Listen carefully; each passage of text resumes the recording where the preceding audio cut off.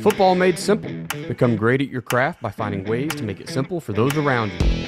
This is the Coaching 101 podcast hosted by Find a Way Productions with your co-host Daniel Chamberlain and Kenny Simpson.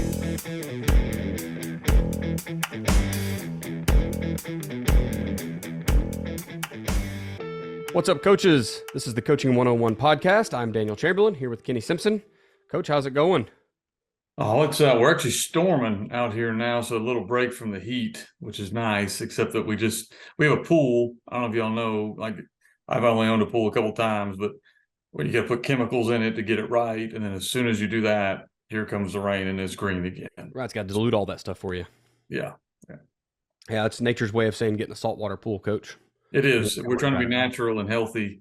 Screw that stuff. We're going saltwater next year. There you go. Well, that's awesome. Well, guys, we are joined tonight by the head coach of the University of West Florida, right? I didn't screw that up yet.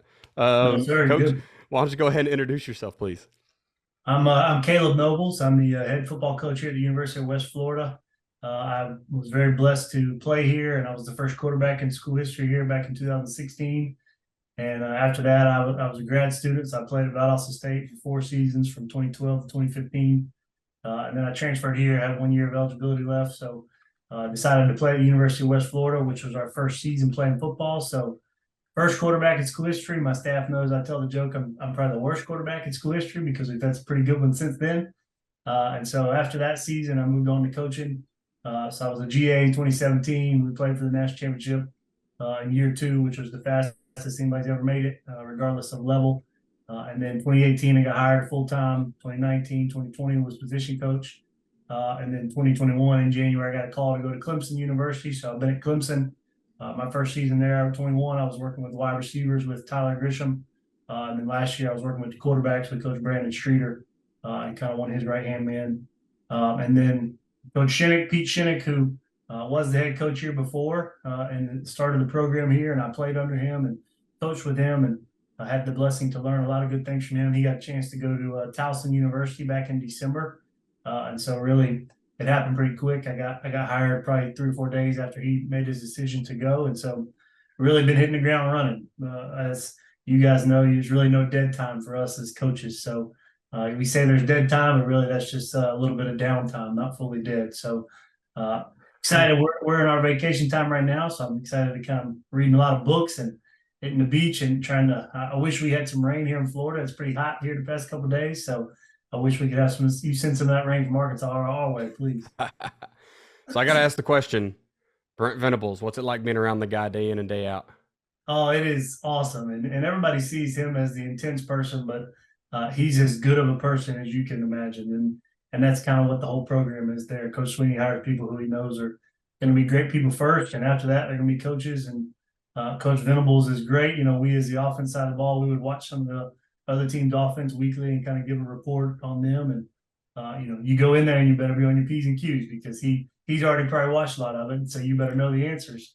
And if you don't, he's going to call you out for it. But it makes you prepare better and it makes you, make sure you're doing your job. And so he's as great as can be. He's intense. He gets after it, but he does it in the right way. And the players love him and they play hard for him, as you can tell every Saturday. That's awesome. I'm a graduate of University of Oklahoma, not as a player, just as a student. But obviously a huge fan, and I know he left as a DC, many moons ago, and then coming back as the head coach. It's been, we had one rough year, and I think that all resets this year. So it's just it's cool to talk to people in that same tree, right? Like the people who've worked with the guy that you're kind of infatuated with. So of course, that's awesome, Coach. Man. Well, I think it's awesome. You got the second head coach in program history, right? So I mean that's pretty. The first quarterback and the second head coach.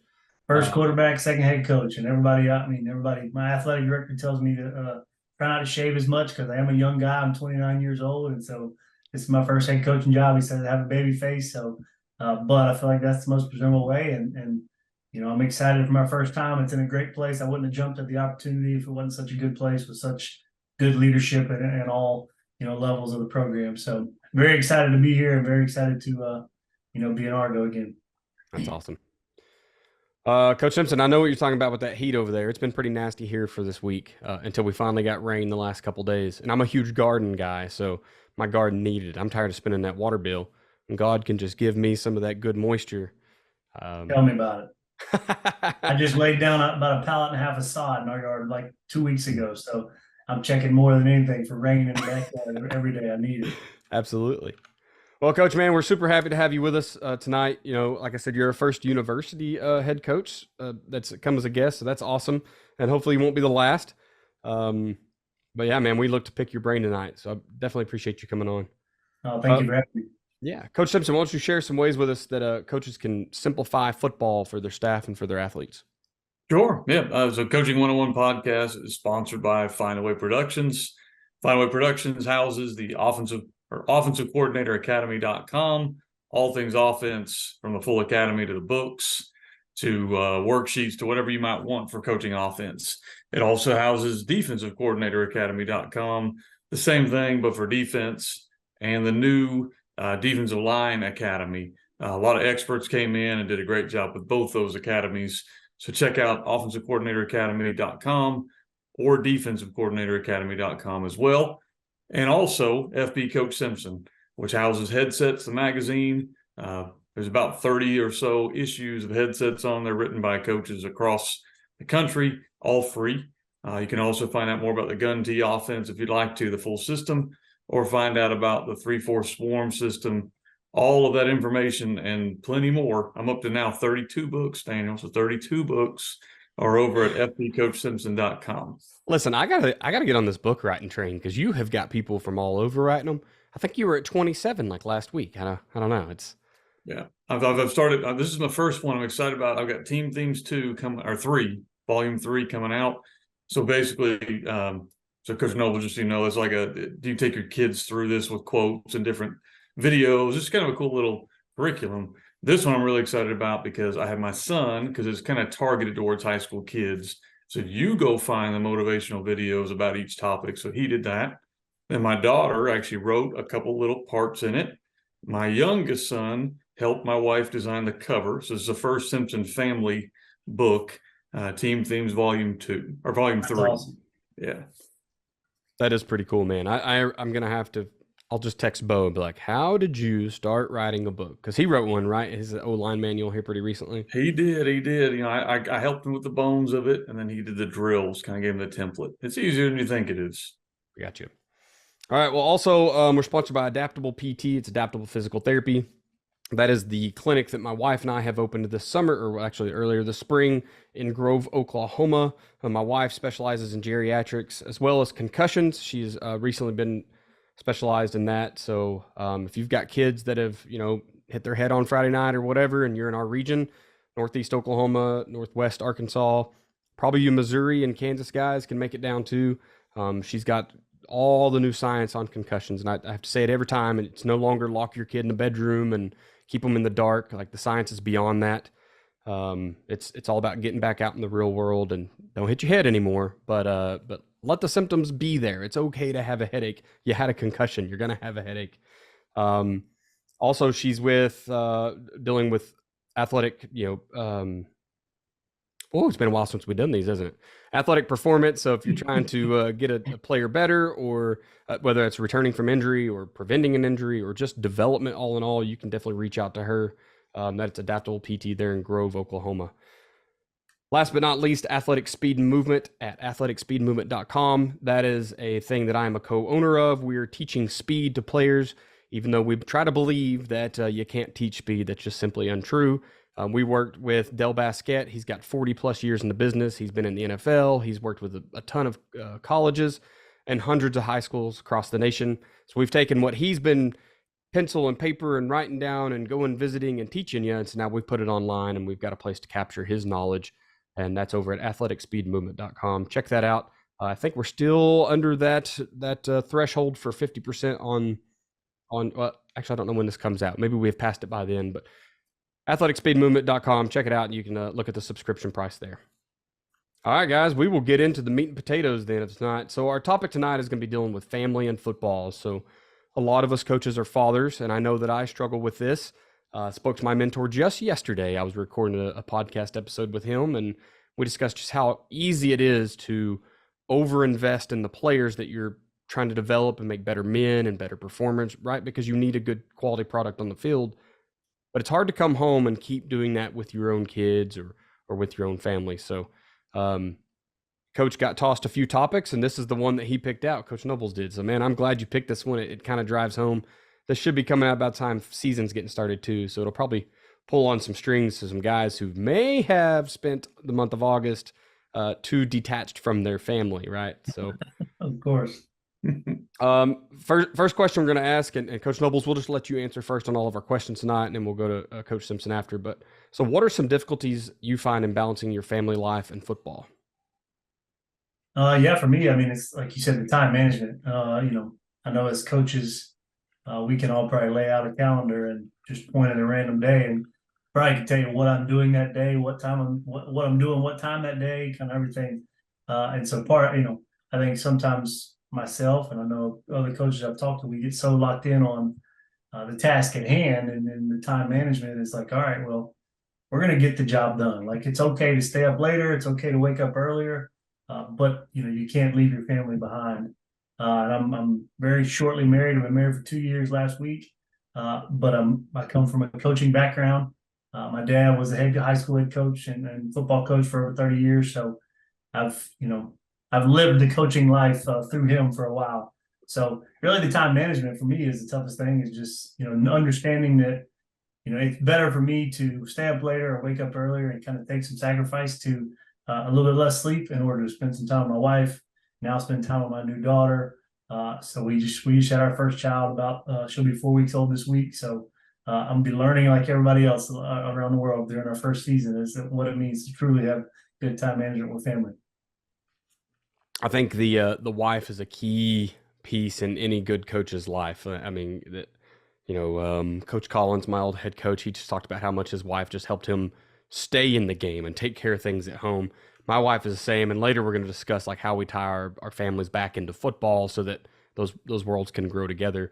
And my wife is a physical therapist, so she's on the sidelines every Friday, so she's right there apart with us, Awesome. right, and getting the kids prepped for the week if they've suffered an injury or whatever. But it is very key to like get that tied in. We've got 2 kids ourselves, and it's funny you said our anniversary was on the 7th, so it was just Okay. We're the 5th. Yeah. yeah. There you go. So we're on year number 7. This was our I Okay. think they called it a golden year, a 7 on the 7th. Congrats But to you guys. That's awesome. yeah, man, you as well. But there's definitely been things that she's like pulling her hair out over because I'm coaching and I don't see it. And then there's sometimes I'm begging for like, look, I just need a little more time on the computer. Like just a few more plays to break down, right? Yeah, Watch the of kids. course. Daniel, right. I've been doing that for 4 months. Will you please come be a dad? So That's right. Yeah. Coach Simpson, why don't you give us your piece there, sir?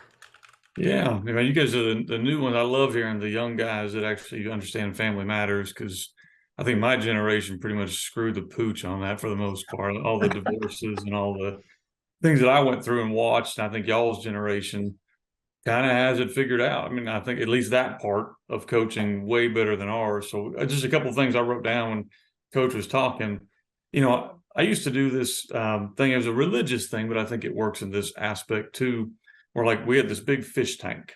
So I know nobody can see me because it's an audible podcast, but I'm giving the fish tank signal with my hands if you're listening online. Anyway, so what would happen is you would get all these different things. So you'd have this big, huge rock, and then you'd have these smaller rocks, and then you would have sand.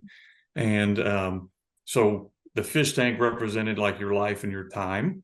And then the sand represented like the things that didn't really matter that you enjoy, like maybe social media or going on vacation, just fun things to do. And then the littler rocks were more important, like your job or different things you have. As the rocks got bigger, it became your family. And then, of course, the biggest rock in the center for me was your God, my faith.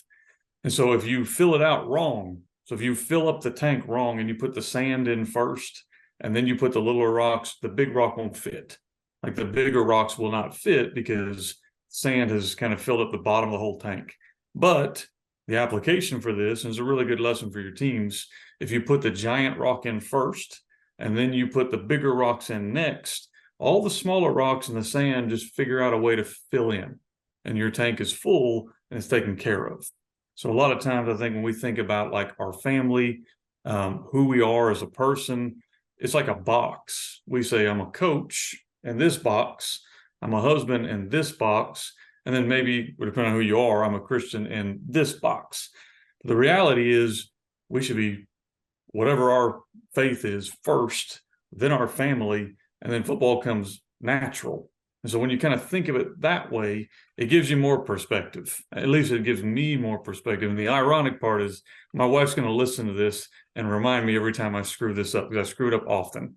But that's the goal, and then I had a couple other things. I wrote down just some little tidbits.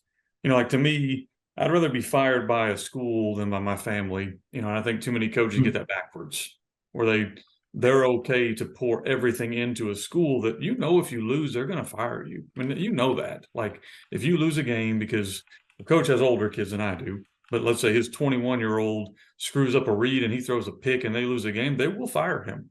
And same thing for me. My 18-year-old screws up and they'll fire me. But I'd rather that happened than throw away what's most important, which is your family.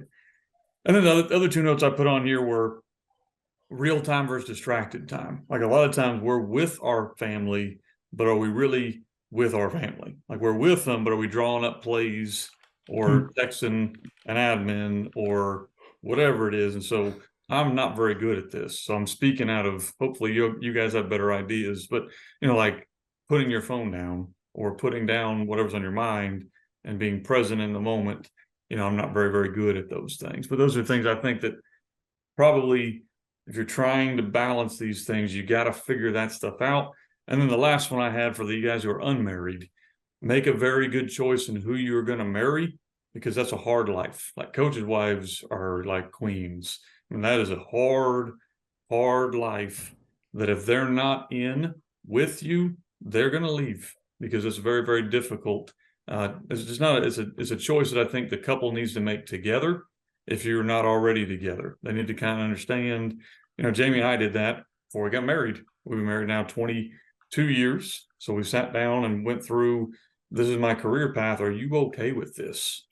Because, if she wasn't, then I probably wouldn't be a coach, but she was. And so I went down that path. So sorry, long-winded answer there, Daniel, but we got nothing but time, Coach. And those are all great points. Very, very valid and still real today in most coaches' lives. I mean, some coaches have it figured out. You do a podcast now. So look at, and you sell football stuff, right? Like you have programs you sell, and and coach has got to do recruiting. Like we're three people who aren't just regular coaches, and we still have to find that time to prioritize family in our lives. It's very hard when you record a podcast a week and you're doing notes, and then I'm having to work on classes. I'm going back to school, and then you're a teacher and you're a coach. Those things add up so fast, and the hours in the day don't get any longer. So it can run away with you. And that's what we're here for tonight, really, is talk about ways to benefit that. I want to throw a couple pieces in here, and that's historically coaches, and you still see this with the old school coaches, and they just think it's that time at the office equals production, right? They can't manage. They don't know when to turn it off. Stop being a coach for a while. Our younger coaches now, I feel like, lean on the internet more and more, and we're trying to use the huddles of the world and just stay at home with your family on Saturday and Sunday. And Coach Nobles, yours is a little bit different. You're a university coach, but Friday night that's the last time I want to see coaches until Monday at practice, right? Unless I teach next to one of them on Monday morning. And that's not the way there's still people out there bringing their coaches in on Saturdays, and then their coaches and players in on Sundays, and they just think that equals better coaching. And for some, it may. I talked to Bill Blankenship on Thursday or Friday last week, and he's got more gold balls than I'll ever have. He's a champion coach. That's what he does. He wins championships. And he's kind of an old school method. He's there, at least Sunday, probably Saturday, Sunday, and that wins him championships. I don't know that I need a championship that bad. I'm kind of okay just going out and winning, 70% of my games and developing young men and pushing them out into the world. But and the other one is, I've noticed that the last few years, we tried to put my son in a year too early, probably. We tried to get him in t-ball and in soccer at different stages of the year, and he didn't have the skills, and the other kids all had those skills. And I was embarrassed as a dad to watch my kid go out there who's never swung a bat. And I'm like, what did I do? Where am I wrong? Right. And I still haven't fixed it. We're a year and a half or 2 years later, and I'm still working on that. We still have to go out and make him play catch or make him kick a soccer ball around, make him get out in the garden. Like we're dragging him away from technology, which is what kind of been the bane of our existence, right? And dragging him outside and getting some sun in his eyes. So um, there's so many things out there that will limit your time with your kids as it is or your family. But I just don't think you can let football be one of those as well. I'm gonna kick in one more thing. I know Coach Nobles has a young daughter. Daniel, you have some young kids, and so I've already done all the screw ups that maybe I can help out future dads with. Is I have three very different children. Three very different children. One boy was on the field and wants to be on the field constantly. Wants to be on the field, always playing. Grab a ball, he's going to do it. I have another boy who's just now starting to get interested. He's in the 5th grade. Really wasn't super interested, and now he's interested. And it was very tempting for me when he was younger to try to force athletics on him. And I'm not saying you're doing that, Daniel, at all. I'm just saying for me, it was tempting to try to kind of force him to fit my mold instead of me as a dad fit his mold. If you want to play Pokemon cards, I better figure out how to do that. And I think a lot of times it's hard for us because that's not our world. And so we may have, this is our world and it's constantly our world. These are the kids we're around. And then you have 3 different kids. Maybe one fits that world and one does not. So how do you as a dad adapt to that? And then, Coach Nobles, you have a daughter, so that you may be all up in the cheerleading world. You might be all up in the reading club. I don't know. You don't know. But the big thing for us as dads is to realize that's way more important than learning how to down block a 3 technique, and just kind of keeping that at the forefront. Yeah, my mentor is Kenny Ridley, and he was my high school DC, and I was on the phone with him yesterday, and he was like, the kids will take you where they want to go. If it's chasing frogs, if it's fishing, if it's playing Pokemon, if it's whatever it is they want to do, figure out how to, like you just said, Coach Simpson, figure out how to do it with those kids and you'll be fine. They aren't all going to be athletes, no matter how bad you want it. So we'll push on to the second question here. What are some ways you alleviated those issues that we just talked about? And why do some coaches struggle so bad in this area? And Coach Nobles, we'll start with you here. Yeah, one thing I was just thinking about too is that goes perfectly with this question is, I think you have to hire good people and be able to trust them.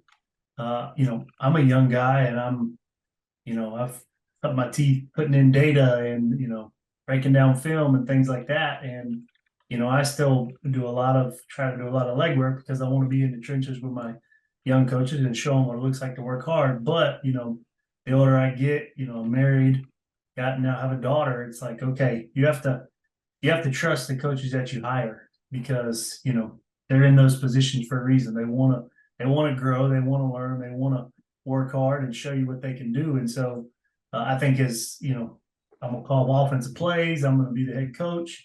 I think one thing I've learned in like the last year and a half is like, you have to trust people you hire good people, be able to trust the work that they're doing, and know that you don't have to do everything. You don't have to be the person that's trying to control every aspect of everything. Yes, you got your finger over it, but you got to let the people work that you hired to work. And trying to figure that out in my life, and obviously, I think having a daughter now is making me have no choice but to do it. Man, I'm not worried about what these guys are inputting data wise. I'm watching it. Okay, I feel good about it. Man, let's go. I'm not gonna stress over it. So I think biggest trusting your coaches and knowing that they can help with that time management stuff if you let them, and be able to delegate opposed to trying to take every job and every obstacle on as a head coach or a coordinator, wherever role you're in.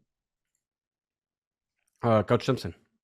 Yeah, man, that's great. The idea about delegating because that's hard for especially younger coaches. So the fact that you're already way ahead on that is a good thing because it took me a while to figure that one out. Other thing I wrote down, just kind of general notes. I said like boundaries, like to me, understanding when the meeting's supposed to be over, that it's over. Like as a head coach, you kind of get to set that agenda. As assistant, you may not have that luxury, but especially if you are the guy that's setting the calendar. Set as far ahead as possible, and whenever you say your meeting's over, the meeting needs to be over. Like, not we didn't get this done, so we're here till the end. Like, that's not that doesn't fly going home. If the wife thought the guy was coming home for dinner and he got home at 9, that stuff just doesn't work in a marriage. And as a head coach, you might be able to alleviate some of that stuff by setting very clear times when you're going to meet and when you're going to go back. And then, I've always had to work around coaches that they've left practice to go watch their daughter play a volleyball game, or they've left practice to go do whatever it's going to be, or they've, missed out. I've had to pick up their slack on the weekend because their son's doing whatever. And I never have regretted that kind of thing. And I think that coaches in general, that's becoming more popular, which is good to hear because it wasn't always that way. So it's good to hear that that's becoming that way. As younger coaches like Coach Nobles kind of got that, they understand that kind of stuff, where some of the older guys, not so much. I'm a big fan of inviting coaches and families to events. Like we literally last night, had my whole staff over here, and the little kids were swimming in our pool, and we were playing games with them during the dead time. It's never required. I don't want a coach to feel like, hey, you have to give up your free time to come hang out with us. But it is good for those wives and families to bond because they know the issues they're going through together. And so we also do, like, after a Friday night game, the whole staff's invited and all their family, and we'll feed them. We'll probably do 2 or 3 things during the summer, and we'll do a couple things that they're welcome to attend. Is never a requirement, but the more events that coaches' wives and families get to meet each other and be around, I think that's the best you can do to kind of involve them. And then I know I don't know if you hit this part yet, but are you going to come back and talk about why we struggle with this, or do you want me to go ahead and do it now? No, go ahead. No, go ahead, Coach. That's fine. I'm going to quote Deion Sanders when they were doing like a round table like we're doing right here. They don't want to go home. Like, a lot of coaches don't go home because they don't want to go home. And so don't be that guy because you have a bad home life potentially, or you don't want to go home, that holds everybody else up.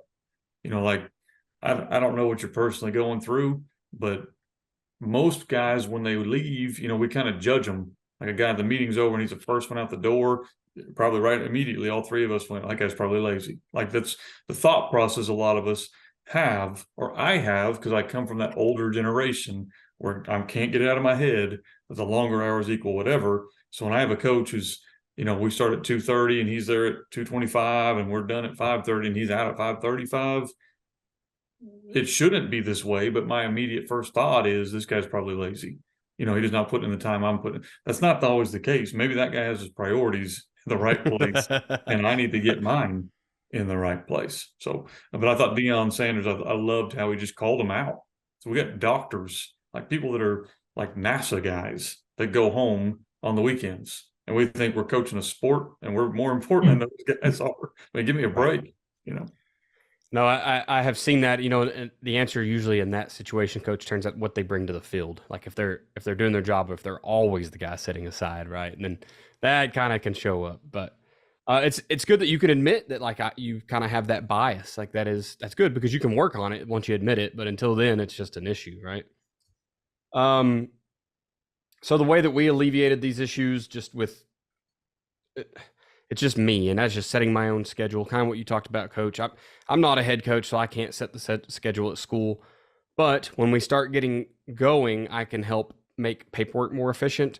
I can make game planning more efficient. I can take a ton off the head coach's plate so that he doesn't have so much to do, so he's not stuck at the office, making me be stuck at the office, right? If he's all he has to, and I told Coach Collins this year, like, you should have to talk to parents, talk to admin, and call plays on Friday night. Like, that should be your job. If maybe some problem solving here and there, but I'm going to problem solve as much as possible. I'm going to write the newspaper article. I'm going to do the stats. I'm going to do the film breakdown. I want you to do little as possible, so that way I can go home too, right? I guess it's a little bit selfish, but if everyone's doing that, Coach Nobles, you talked about hiring good people underneath you so you can delegate that. Well, they really shouldn't have to be delegated. They should just be picking it up and running with it anyway, fill the void. But if you have enough people doing that, then absolutely your life is easy and everyone gets to go home. So no, and kind of to one more thing I had is just kind of like Coach Sims was talking about this, being a head coach or being coordinator, like, you get to set the schedule, and I'm learning what it means to be a head coach every day. But you set the schedule, you set the meeting time, but what I've learned is important is, okay, yeah, you need to set an end time as well, because those guys need to know, okay, this is the time frame we have for this meeting. But as a head coach and also assistants, you got to know, like, all right, if we got X amount of hours or minutes in this meeting, this is what we got to get accomplished.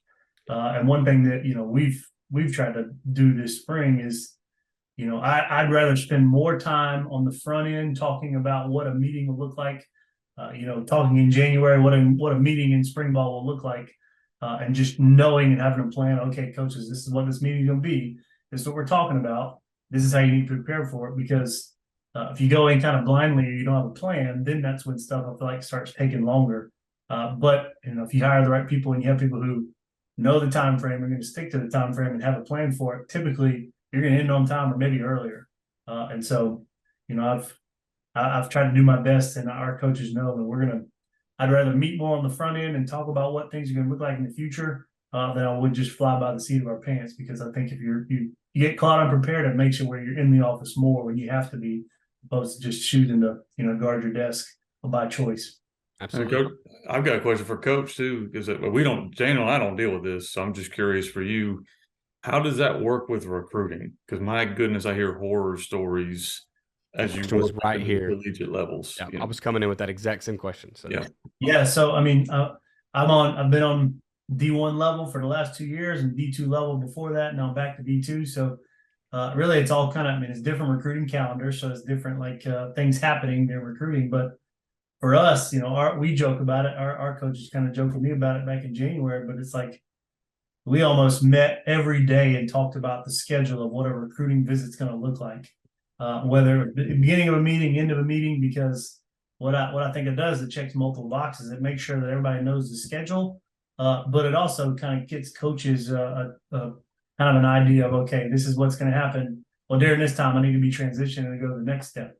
So it gives everybody an opportunity to have a plan. For us in the recruiting evaluation, we talk about okay, we talked about our 2024 class and who we want to sign, but that doesn't mean we're going to rush to sign somebody. We're going to have a plan, and we're a whole different, timeline calendar to sign people than, a Clemson or a Florida or a Georgia. But we talk about those things and get ahead of it because, we're kind of, not to go long winded, but D2 is kind of a tough recruiting timeline, especially if you're successful, because if you're successful, you're really going until, if you make it all the way, you're going until the first or last Saturday before Christmas. And so then you go long Christmas vacation for 2 weeks and you're back and you got an official visit within a week after that. And it's like, all right, well, you haven't already talked about that in June or July, then you're kind of behind the 8 ball as far as a plan. So you almost, like you said, Coach, I really like what you said about, you kind of have to, I think the best thing for a staff is to plan as far in advance as possible. I'm trying, and Coach Sweeney did this with us, is he always had a 13-month calendar. We get it in July and we knew what every day was mapped out until the next August. And so it helps, for multiple things. You can know when events are, you can know when vacations are. And I appreciated that as a staff member, knowing, okay, I can give this to my wife and know that it's concrete, it's staying, because then we can help plan things. So I know that's long-winded, but I just, being able, you guys have been coaching for longer than I have and seen a lot more things, but I feel like coaches, younger coaches and people that are on staffs appreciate knowing things opposed to just being thrown curveballs and having no choice. You're going to have to do it no matter what. So you might as well know ahead of time opposed to, being thrown something blindly and still having to work and do those hours. So I got a question for you too before we move on any further. And what has the transfer portal done to your timelines? Like your recruiting, has it added a whole bunch of time to you, or do you reduce high school player recruitment to add in these transfer? How does that working for you guys? No, honestly, for us, obviously we're unique. We're in Florida, and so we're the only Division II in the state of Florida currently. Florida Tech was playing, and so they shut down during COVID, shut the football program down. So, everybody knows Florida has an abundance of talent, and so it's we realistically could probably just recruit within 3 hours of our campus and be okay. But there's why would I not go down to Miami and Orlando and Fort Lauderdale to find players, because there's great talent. Now the flip side of that is, the transfer portal, because there's so many good players out of the state of Florida, well, a lot of those kids, not every good player in Florida is going to stay in the state of Florida to play college football. A lot of them go and choose to play in Arkansas or Texas or Oklahoma. Well, either those kids are, I know they hit home well with Coach Simpson right there. Those kids, either they're going to be successful or they're not. And so if they're successful, they're either staying or most times they're trying to transfer up. Well, if they go somewhere they don't play, they're usually trying to transfer. And what we've seen is the kids trying to transfer and get closer to home. Well, so I think nowadays you have to, you really have to balance what your scheme is recruiting wise. Our staff, we've talked about, I think a little bit of development is lost nowadays because you have the transfer portal and everybody's trying to find strike now person that's going to come in and play. And obviously that's great. I want to find the best guy that helps my team win games, but I can't lose the development process of a freshman, of a sophomore that I signed out of high school, that I promised, that I told him I'm going to make you the best player I can make you be. Just because he's not doing it as fast as possible, and we have to go find a transfer, doesn't mean that I get to throw him to the wayside. He's still part of my team, and I'm still responsible for him as a player. And so, honestly, I think there's, you can kind of manage both ways. Some people commit to the transfer portal, and some people, we're as a staff, we're trying to truly commit to high school and say, all right, well, all these FBS programs, if they're taking transfers, they're probably coming from another FBS. Well, these FCSs and a lot of other D2s, they're trying to fill their open spots with FBS transfers, Power 5 guys. And so what it's done, and I'm sure you guys have seen it, is there's a lot more high school talent available now that 10 years ago would have signed somewhere. But now a lot of those places and spots that they've signed are getting filled by transfers, which is unfortunate for high school kids. And so it leaves some better talent out in the dark. And so, for us, I think it's better to try and sign these high school kids because I think they take a little bit more pride in, one, they want to play somewhere closer to home and they sign there initially. But two, some of these kids feel slighted when they had offers from the D1s and then those guys go cold on them because they signed a transfer. Well, those kids have a little bit of chip on their shoulder. And I like the kids with a chip on their shoulder. They're hungry because that means they're going to give you everything they got and try and prove people wrong. So, transfer portal is wild, and I don't know. There's an end in sight to it. Hopefully, we can manage something to make it a little easier. But you have to manage it. Free agency. That's where it's going, right? It really is. It'll just be who can pay me the most money out in the open. Let's just go look at all the numbers. It's crazy. It's a wild business right now. Last question here, Coach, and then we can talk for an hour more if you want to. It doesn't matter. How do you involve your family with your program in ways that they are comfortable? So how are you bringing your family in and making them part of football to alleviate this separation of the two worlds? Yeah, well, I'm a big note taker on things, and I've coached for 2 head coaches now, and obviously the chance to be a head coach. So one of the things is, it's not a specific way of getting them around, but we don't allow any cussing in our program. And essentially why I lead with that is, I think it's important for, our families to be around, and I want our coaches' kids to be around. I want coaches' wives to be around. And I feel like I've seen it happen where coaches' wives and coaches' wives don't bring their kids to practice because they've seen or heard people cussing. And because they don't want their kids to learn that type of stuff from, players or coaches that their dad or their husband coaches with. And so, we don't allow any cussing because I think that it promotes a little bit better of an atmosphere. Now, our kids aren't perfect. I know you guys don't have perfect kids and they're going to mess up every once in a while, but we discipline quickly. But what it's done, and I've seen it, both here at West Florida and at Clemson, is, coaches and their families or wives and families are more prone to want to be around if it's a good atmosphere. And I think that's important because the more time they can be there with us, if they're interested in that, then I think that's great because I think that's just bonus time. One thing, if you come to our office, I have 2 other coaches that have kids under the age of 10, and our office sounds like a jungle gym sometimes. And we leave the doors open.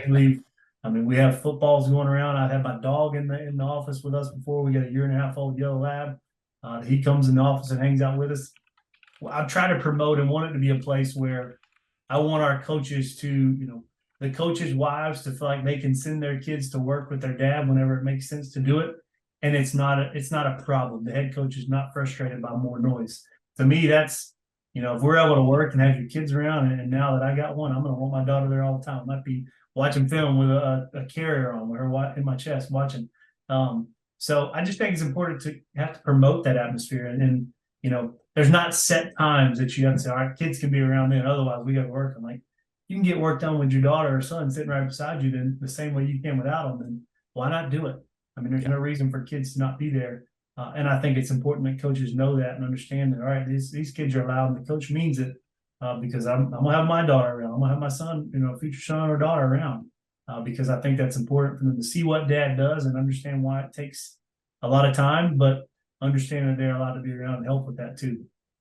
I've been a part of a program that the head coach brought I want to say he was like 2 or 3 years old, and then he had 2 more kids about 2 years older each to work every day. And in that environment, I absolutely would have felt great taking my son.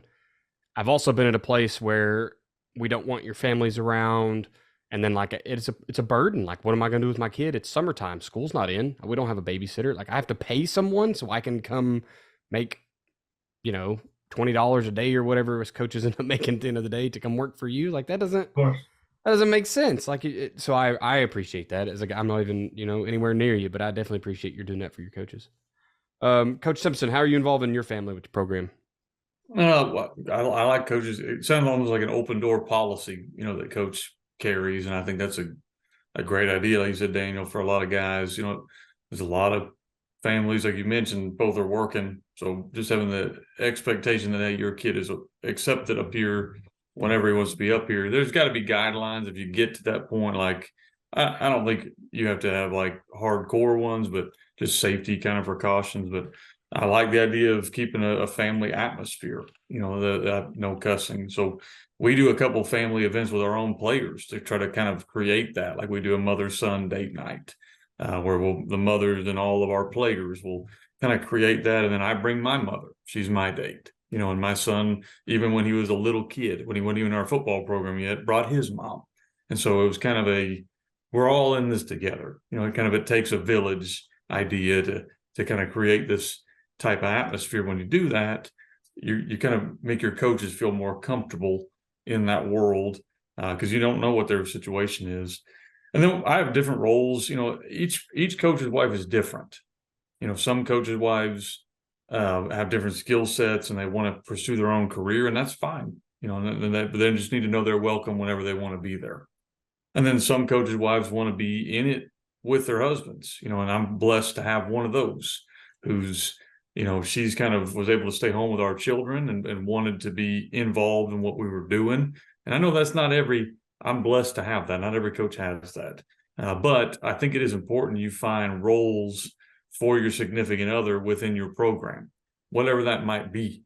For Jamie, she's super talented in graphics, so she handles all of our social media graphics. She also does like 30 other schools now, but she started off just doing ours. She does basically, we'll have like a lineman dinner and she helps cook for them. She enjoys doing that, kind of a team mom type role. She does does pictures during the game. She's on the sideline taking pictures. That's a great role for any wife, even if she's not talented taking pictures. Jamie is, but it gets them away from what's going on in the stands. All those other moms. Yep. So sometimes Yeah. if you can do that, that's great. But then there were times, Coach Nobles, you're about to run through that where your wife's job's going to be taking care of that little girl, and that's going to be a handful for the next couple of years as they're little. And so whatever role that might be, trying to find some role where you can work together or be together, I'd encourage you to try to find that. Again, some wives, I understand they're pursuing their career and they've got a lot of other things going on. But if you can find something where you can work together, instead of it being her world and your world, it becomes our world. And the likelihood of that marriage lasting probably goes up significantly, I would say. And then we have roles for our kids as they got older. My daughter has always been super talented with like technology. She's really intelligent. So she did pictures one year when she was probably a ninth grader. She was on there taking pictures. And then as she got a little better, we have a live stream team. So she kind of helped set the camera up for all of that stuff. Then she did some announcing, which is fun hearing her questions from my calls, but that's okay, And so anyway, so she kind of What was he thinking? Yeah. We The did best not talk story. about that at the house. Yes. Well, my favorite story about her was Cersei. And so Buck, this was a horrible signal for Buck because everyone knows what that is. Of course. She was doing the live stream and she goes, "It looks like we're about to run the Moose play," because she saw me giving the signal for it, So anyway, but she has that role. My son was an athlete, so he wanted to be a ball boy from the time he was 3 years old and could be out there filling up water jugs. That's what he wanted to do. And then my next son, he doesn't want as much of a role. So he has some smaller roles where maybe he can help us do some graphic stuff, and so you kind of find what role they can play. Don't force it. Don't make them do things they're going to be miserable about. But if you can find a role for them, it allows you to kind of kill two birds with one stone. You got to put in long hours, but if they're with you, then those long hours don't seem so long because you're kind of still together. Yep. So I mentioned earlier that my wife provides medical sideline coverage. She has done that every year that I've coached because she was already a PT by then, and that's been excellent. In more ways than one. One, you don't have to find that person and pay them money, right? She's always done it for free. We've had schools try to pay, and we've just always just done it as a pro bono thing. Now it will be a little bit of advertisement for our business, so that will help. But that will only be going in this year. Previously, that's not been an issue. She has also helped us like rehab kids on, if they are hurt on Friday night, we bring them on Monday and be like, hey, Dr. Chamberlain's going to see you now. And then they kind of go over it. And we've caught kids lying about injuries to avoid playing. We've caught kids who had way worse injuries than what they were letting on. Like, sometimes you don't know as a coach, you don't have a real understanding of the health of your players because you're not a doctor, right?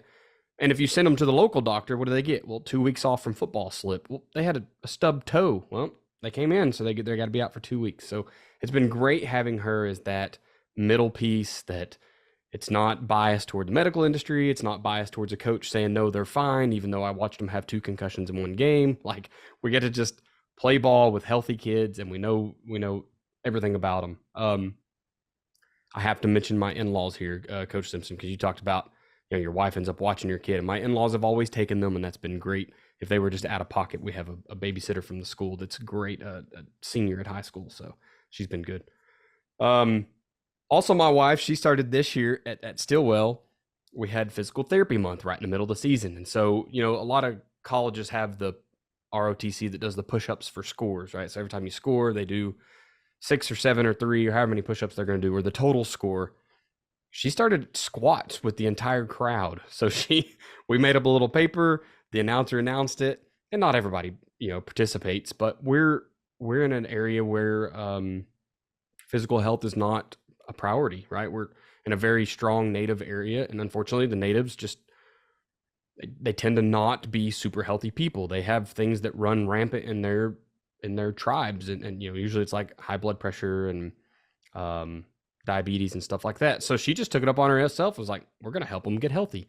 And so the superintendent of the school is leading, like she's the one participating, so everyone else will. And they're doing squats in the stands every time we score. And it's a super cool thing. But it's just my wife's ability to think outside the box and connect the program to the community. Yeah, so that's kind of how we've tied it back in. My boys are just getting old enough that they could probably have a small role around a team.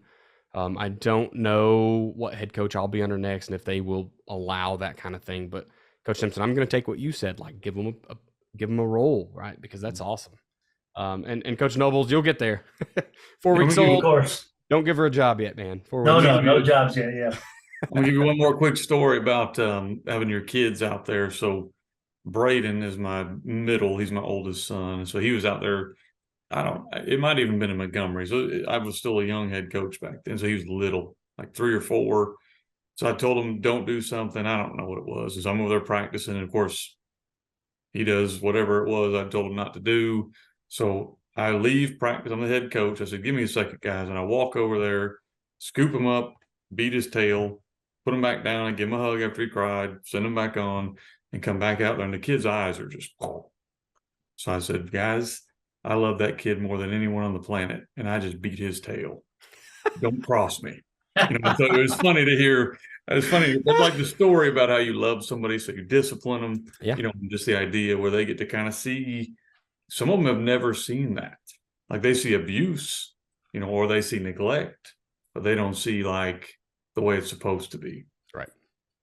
I will also say that, a good thing about my wife, talking about marrying the right person, is that she is the spitting image of me, what I do with coaching and football on the PT side. So I do a couple podcasts and I develop coaches. I had a phone call this weekend with a coach from my old staff who may or may not be calling defensive plays this year. And I'm like, I'm going to mentor you because you guys need this, right? You're going to have a DC and it might be you. And so I take time out of my day and do that. And that's the same thing she does. She travels all over the United States and teaches other physical therapists. She teaches a class every Wednesday. She records podcasts like weekly that she's pushing out about PT. So she does the same thing. And I say all that just to say that she has an understanding of what it takes to do this, to do my role in coaching, because she's doing it on her side. And neither of us limit each other with our time. I can never ask her not to record that podcast, because I know that would drive me nuts if she was like, hey, can you please just not record this Sunday? No, that's not going to fly, right? Like, it's a job. She has a thing to do. So it's been really neat that our lives have just kind of found that harmony where we're doing the same thing in two different realms. But without that understanding, she definitely could be put off by the amount of time I spend on football. So if you're just a regular football coach and you're not doing anything outside the world, it seems too easy to just find that time for your family and at least get them in an understanding of what you need to do. All right, guys. So we'll move on to the what we're calling the favorite part of the podcast, because it's tired of hearing us ramble, and that is what not to do as a coach. So, Coach Simpson, can you teach us the lesson of the day? Sure. And Coach Nobles, feel free to kick in as soon as we're done if you got this. So today's lesson on what not to do as a coach is continue to compete at home. A lot of times we go home. My wife and I are super competitive people, like super, super competitive people. It's probably why I married her and why she married me. We're just driven people. And so what happens as a coach a lot of times is we go home and we want to compete about who had the harder day or who had the most going on. And so that's why we shouldn't have to do dishes or whatever it might be. And I just worked 18 hours today, yada, yada, yada. And then, of course, your wife, who's had just as hard a day as you, believe it or not, comes back with, well, I did, yada, yada, yada. And then now you are competing at home. So my wife and I have this statement we've said a few times to each other. We need to complete each other, not compete with each other. And a lot of times as a coach, we leave the field thinking that we're like some World War II veteran that had the world's hardest day because we got to coach a sport, but in our mind, we can play the victim of the long days and the stress. And I'm not trying to belittle any of that stuff, but I am trying to say, believe it or not, your wife probably has had just as tough a day or maybe a harder day than you have. So be careful to go home and think you're going to kick your feet up. And I was horrible. I know she's probably listening to this as a young coach, and I'm still getting better about thinking my day is done when I walk in the door.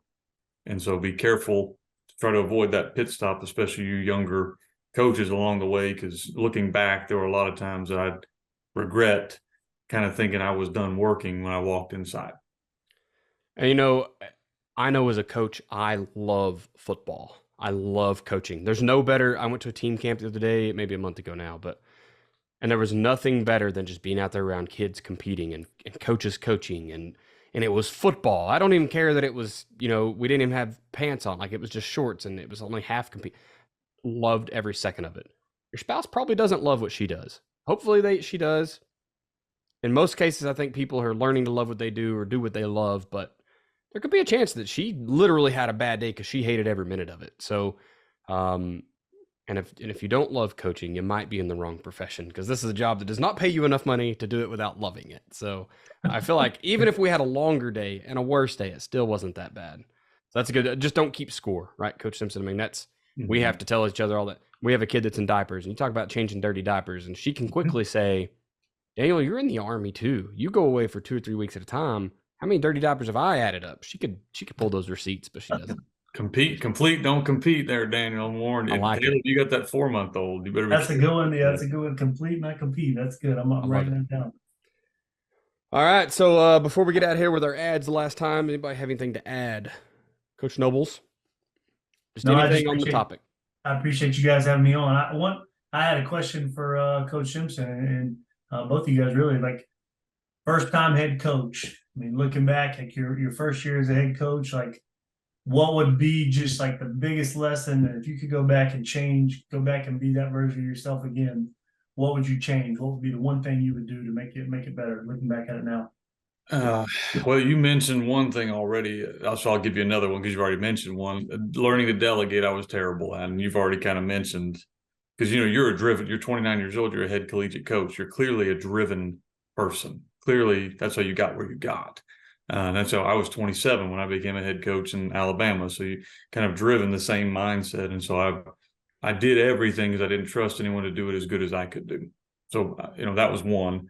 Second thing, I kind of gave this advice. I was in Iowa this past week working with a team, and he asked a similar question. And I said, make every single decision through the lens of what's best for our kids. And I think if you do that, what's going to happen? The reality is you're going to piss off some parents. You're going to piss off some admin. You're probably going to make some of your coaches mad, because what's good for the players might not be what's always good for those people. But if we're functioning always across the board of what's best for the players, if I get fired or let go, I can sleep at night. Instead of trying to play politics and be what's best for this or that or whatever.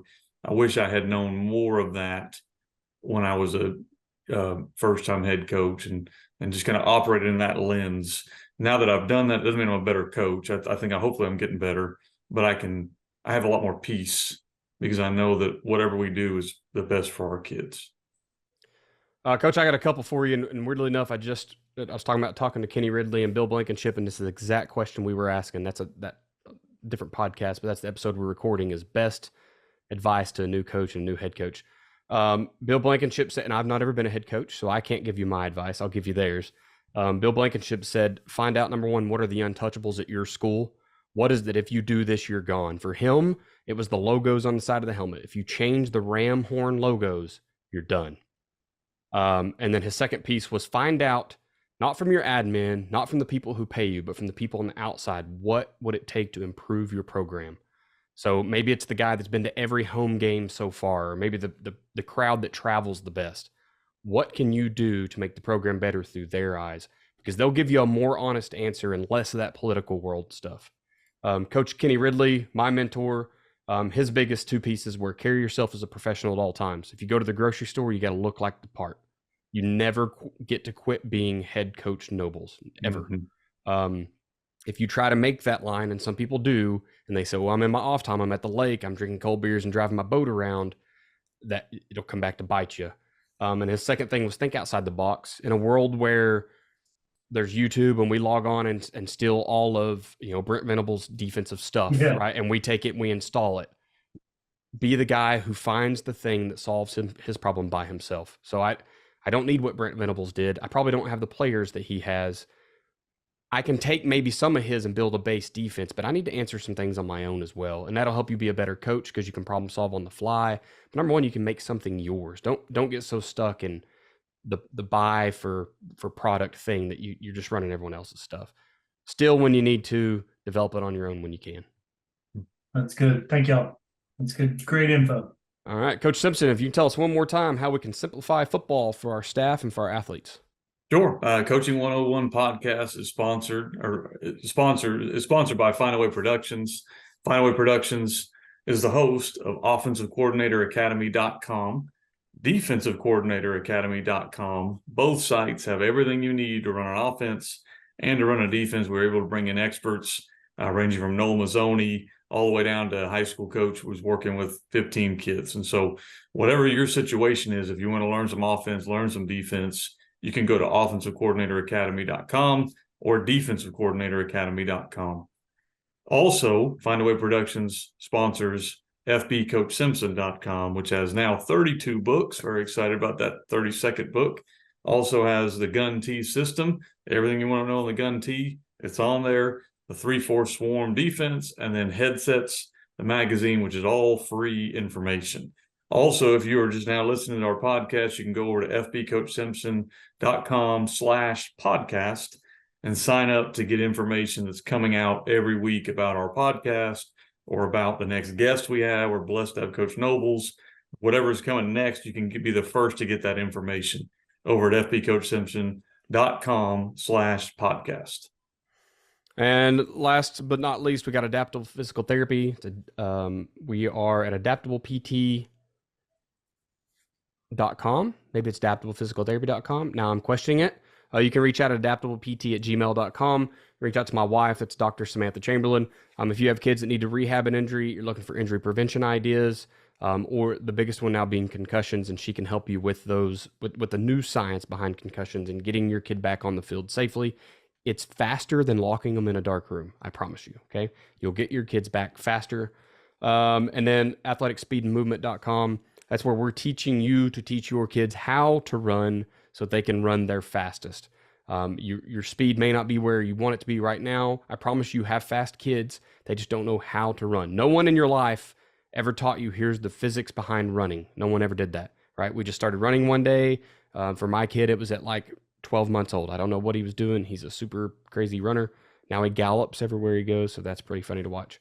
But we can teach you. Log on there and you see how Del Basquet has been teaching people to run fast since the late 70s, and he's done it with NFL caliber players, college players, high school players, everything. So feel free to jump over there and sign up, and you can even get the core principles for free if you go there today. So that's athleticspeedmovement.com. Awesome, Coach. Well, you've already talked about your books. Is there anything else that you've opened some sales on in recent history, which this is like, I think we're in the beginning of August at the release of this one. I can't remember. Yeah, we've got the planners are kind of the big push here. A lot of guys are head coaches now, first-time head coaches, first-time offensive coordinators, first-time defensive coordinators. So we have the workbooks we put out a long time ago, but now we put out a weekly planner.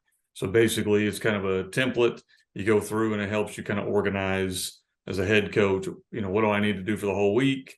And then here's a Monday plan, Tuesday, Wednesday, Thursday. We provide some examples, but really it's mainly kind of a template to organize, so you write in what you need to know, like a packing list on Thursday. What's that look like? All those different things. So I'm excited about those. I think they'll be really good for really any head coach or OC or DC. They're over at fbcoachsimpson.com. They're the weekly planners. Perfect. Coach Nobles, if somebody wanted to reach out to you and have a conversation about football, whether it be social media or email, how could they get a hold of you? Yeah, my Twitter is at Coach K Nobles, and then my email is just knobles. That's KNOBLES at uwf.edu. I try to get back to everybody as much as I can. Obviously, I can talk to them blue in the face about football. So as the time comes, obviously it being in August, a little busy. But I love talking ball. So anytime anybody's got a chance to reach out and talk to football, I love to do it. Perfect. Coach Simpson, how can I find you, sir? Everything FB Coach Simpson. So at FB Coach Simpson on Twitter, fbcoachsimpson@gmail.com. And like Coach Nobles, we'll try to get back to you as quickly as we can as the season wraps up. It may be a quick text or a quick response, but always try to respond if somebody has a question. Awesome. I am at Coach Chambo OK on Twitter, and chamberlainfootballconsulting@gmail.com for an email. Reach out and ask any questions, send advice. Feel free. This is about the time we need to start getting some rankings on the podcast. So if we are on Twitter at Coaching101pod, but realistically, you can find us on your favorite podcatcher. Go out and shoot us a review, 4 stars, 5 stars, whatever. If it's not what you're looking for, let us know why. What are we doing wrong, so we can, try to, I guess, really mitigate any issues that we don't know about. We want to thank you for being a listener of the Coaching 101 podcast. We hope you'll join us next week as we continue to make the complex more simple.